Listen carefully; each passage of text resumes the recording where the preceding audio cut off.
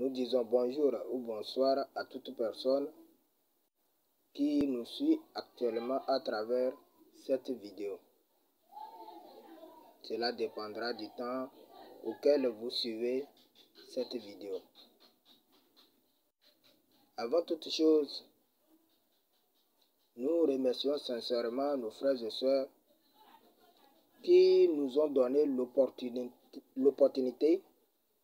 de participer à ce jeu de concours. Nous vous disons infiniment merci. Ce jeu du concours auquel nous sommes confrontés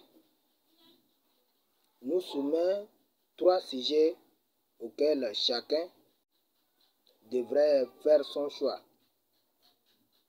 Et moi ici présent, mon choix est porté sur Nelson Mandela.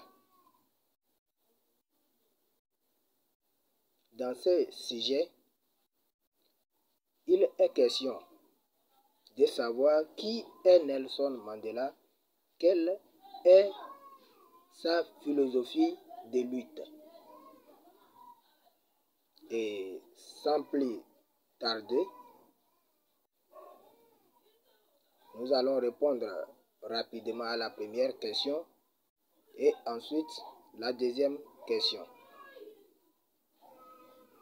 Nelson Mandela est un homme de l'État de l'Afrique du Sud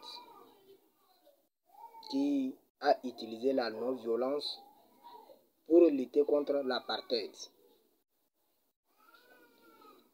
Il est né le 18 juillet 1918 à Mvezo et meurt le 5 décembre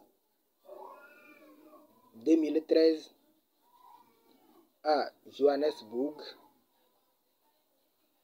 d'une infection respiratoire. Et Nelson Mandela, avant d'être président de l'Afrique du Sud,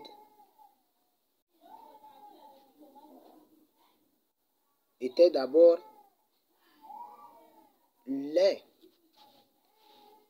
des dirigeants historiques de la lutte contre le système politique institutionnel de la ségrégation raciale, c'est-à-dire l'apartheid. Il a œuvré dans les partis politiques comme l'ANC, la SACP.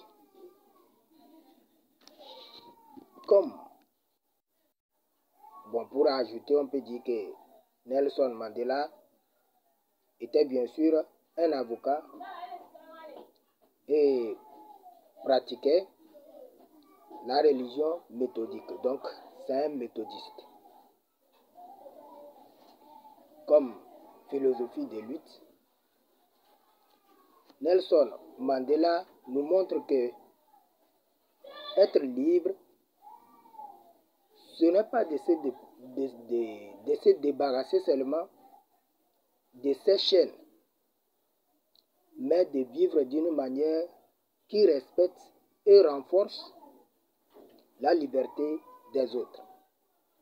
Ce qui veut dire que l'expression de la liberté ne doit pas être de façon individuelle, mais collective. Il déclare à ce propos que aucun de nous, en agissant seul, ne peut atteindre le succès. Ce qui signifie que pour un succès possible, il faut un système intégral. Il faut l'écoute des autres. Il faut qu'il y ait la complémentarité entre les hommes. ce qui favorisera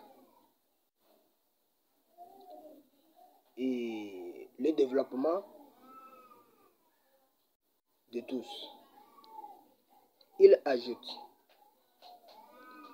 que la plus grande gloire n'est pas de ne jamais tomber,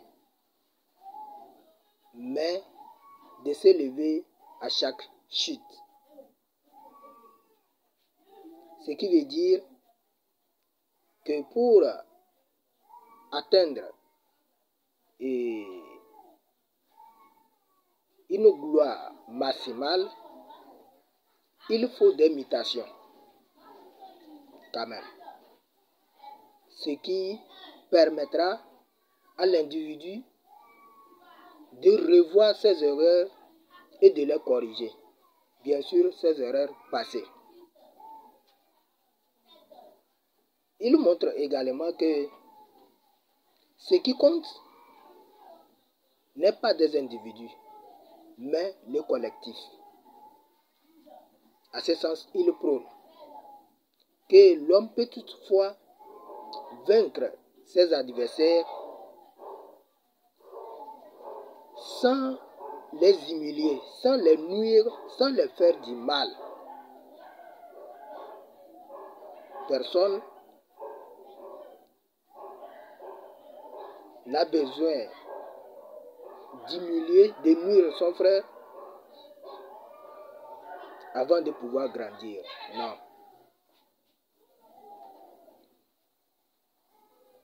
Et il déclare encore à ce propos